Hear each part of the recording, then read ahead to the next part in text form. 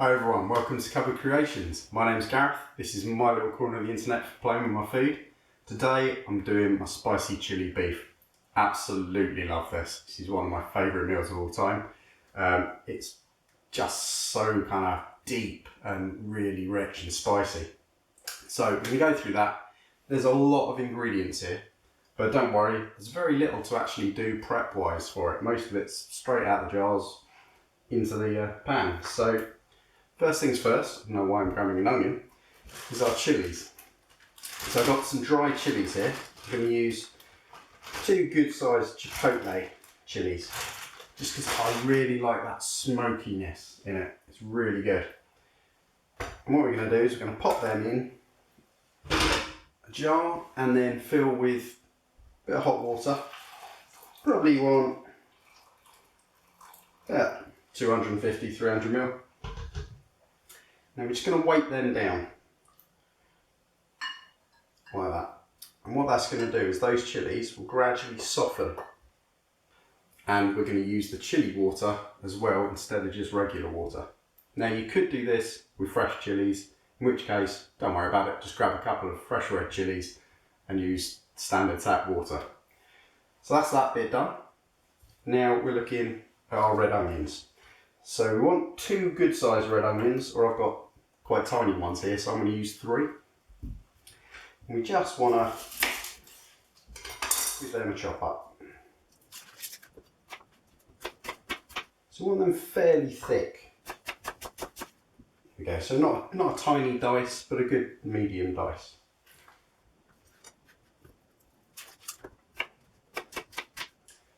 Okay, so that's my little mountain of onions done.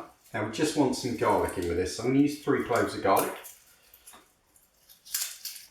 And we're just going to chop those up pretty small. Right, so that's all our chopped ingredients done, so we can just put that to the side for a sec and we can start making our marinade. So for this, we're just going to put in a load of spices, some vinegar, and just get a really nice kind of spiced paste that's going to cover our meat. So we're going to start off with a tablespoon of smoked paprika, like so. Then we're going to get some cinnamon. We want 2 teaspoons of cinnamon, which is about that much. We want a teaspoon of garlic granules.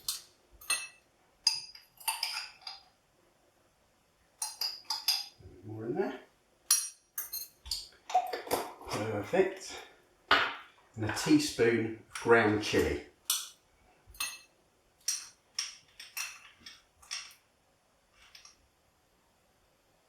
Maybe slightly more than a teaspoon on that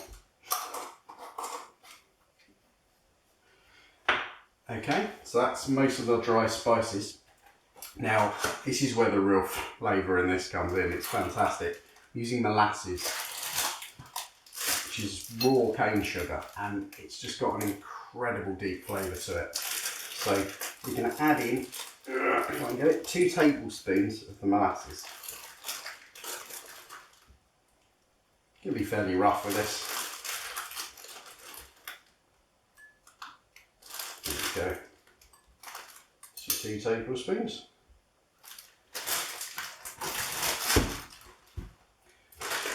And then 2 tablespoons of light brown sugar.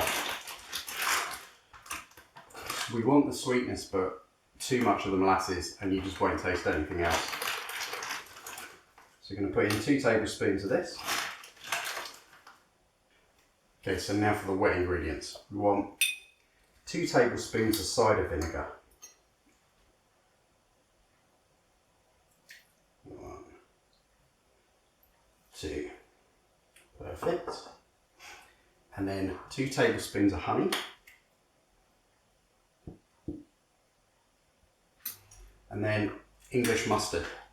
We're going to put in a tablespoon of English mustard, which is going to be about that much. Oh, I've got myself. Oh, I can't believe I'm going to do this. Oh, I love that stuff.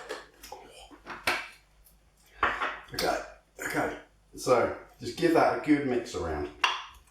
Just incorporate it all. You should end up with a nice kind of, I won't say smooth paste because there's a lot of bits in there with the sugar, but a nice paste that will really be able to stick to that meat.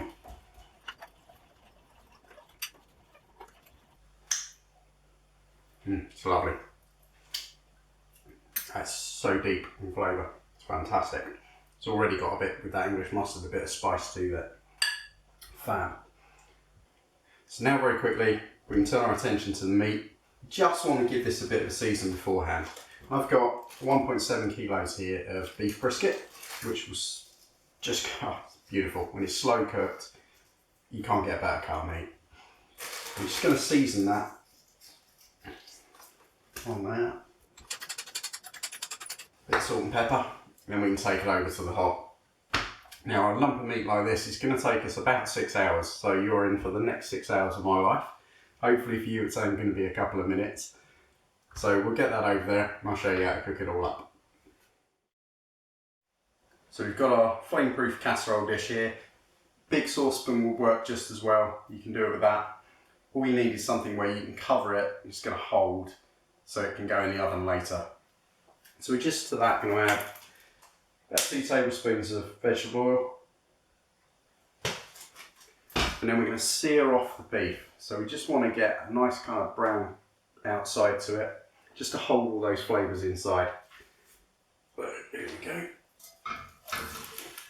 Brilliant. So that's the beef all seared off. We're just going to grab that, lift it onto a plate. Make sure that's turned right down. So we're going to cool that a little bit before we start making the onion sauce. Okay, so let's back up as low as it will go.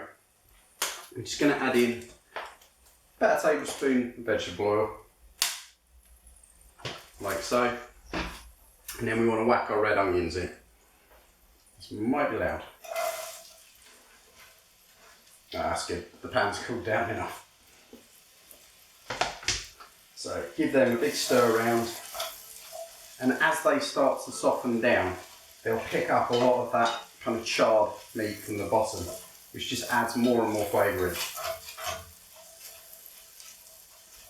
So we're going to leave them at a really low temperature for about 8 to 10 minutes, just so they soften right down. So I'll whack the lid on that, let them sweat, and I'll come back to you in a bit. See you then. Okay, while the onions are over there just sweating down, we can just grab our meat and give it a good baste with that marinade we made. So we want to reserve about a quarter of it because we'll rebaste it later on towards the end. But you just want to give that a good mix up and just smear it all over the brisket. There we go, so that is lovely and coated now. Already looks delicious. Can't quite eat it yet though, got a couple of hours yet. So we'll leave that there, wait for the onions to sweat down, and then we can start putting it all together. Okay, so they've been sweating now for about 10 minutes. They're all nice and soft, and all that crunchiness that's stuck to the bottom from searing the beef is kind of lifted off. Lovely. So now, what we want to do is add in our 2 chilies that we softened earlier. And then our garlic,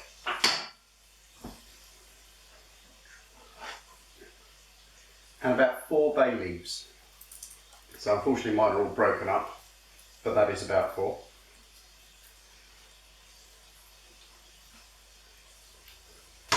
And then we're just going to sweat those again, just to soften that garlic, just for a couple of minutes. Brilliant. So all sweated down, all nice and soft.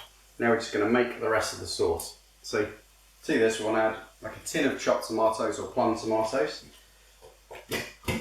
Ooh, there we go. And then we want about 50 ml of cider vinegar, which is about that. And then 70 grams of light brown sugar. So using 90 in total, but you used the 2 tablespoons earlier. Whack it in there. And we want 2 teaspoons of oregano.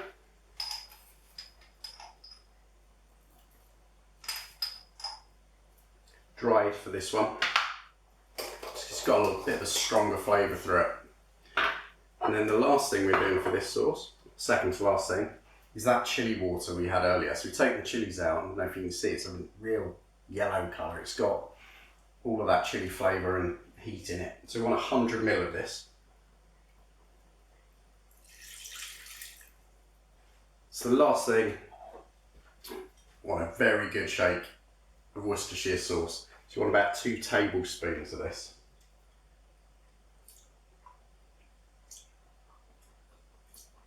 And just give that a good old stir around.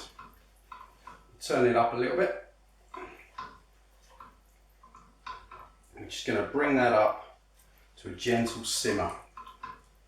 At this point, you just want to flick your oven on.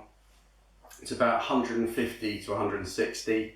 Depends on the size of the meat you're using. So if you're going for like a really big one, you're going to have to do it for many hours. So with this one, 1.7, I'm going to cook it for about 5.5 hours at around about 155. So we'll flick the oven on, and then once that's simmering, we can start loading it all up. Right, there we are. That is nicely simmering away. So there we are. That is perfect. So that's just ready for the beef now. So just going to grab our beef.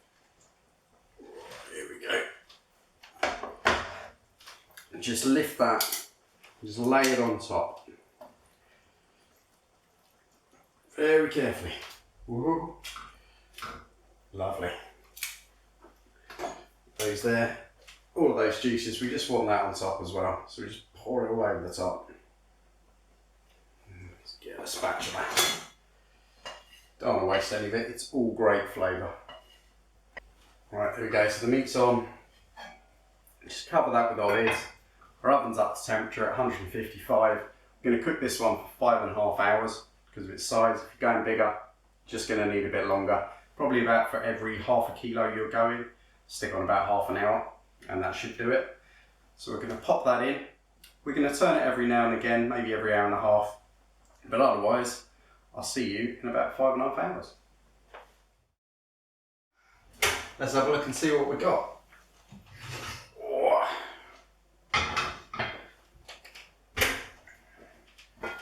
Oh wow, yeah. That is really dark, really rich, and hopefully really soft. Yeah, so we can just push really gently and the fork goes right through. So that's fantastic.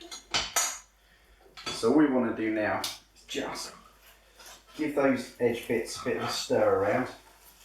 It's got a really thick now. That's great. Smear that on. Now, grab your leftover marinade. I'm just going to paste that all over the top there. Let's get all of that on. Now, if at this point you think you haven't really got enough liquid in there, then just top up with sort of 50, 100 ml of water. You should be fine. You don't want a lot. So there we go, that's perfect. It's got its glaze. Still got some liquid in the bottom. It's all just bits and bobs of really, the smells, it's so kind of barbecuey. It's great. What we're going to do is going to crank the oven up to 200 and then we're going to put it in with the lid off just for 20 minutes and that will just crisp up that outside and give you a really nice sticky glaze to it. So let's get cracking. Okay, all done. Well, almost done. Ooh. Oh, that looks and smells fabulous. So what we're going to do now is we're just going to put a lid on, and like you do with any meat, we're just going to leave that to rest 10 minutes or so, just to kind of let it relax. Right, all our resting's over. We're just going to put that to the side, grab a board, to try and lift this out. Hopefully without it falling apart. Oh, it's not going to be easy. There we go. Oh, that is, it's delicate, which is what we want. We want this to come apart easy. Now all we got to do is find our little bits of string and get rid of these.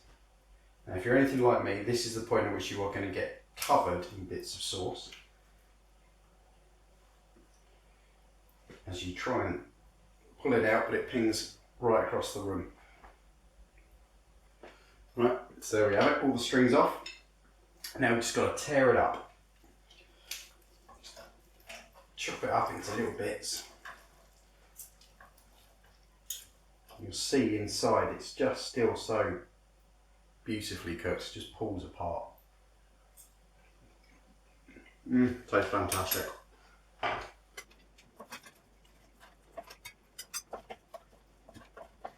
And then just, as you're pulling it apart, pop it back in the sauce.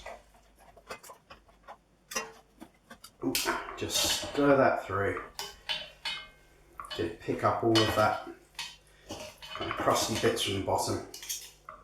And there is my pulled beef. It's absolutely fantastic, great for parties. Absolutely love this meal. Just grab yourself some tortillas, some homemade guacamole, load them up with some cheese and salad, and you can't get better than that. It's fabulous. And this will freeze really well as well. So if you're just doing it for like 2 people or 4 people, do a massive one. That's what I'm doing. Whack it in the fridge, in the freezer, that'd help. And then just pop it out when you need it, tip it over some nachos, and you've got a nice, quick, easy meal.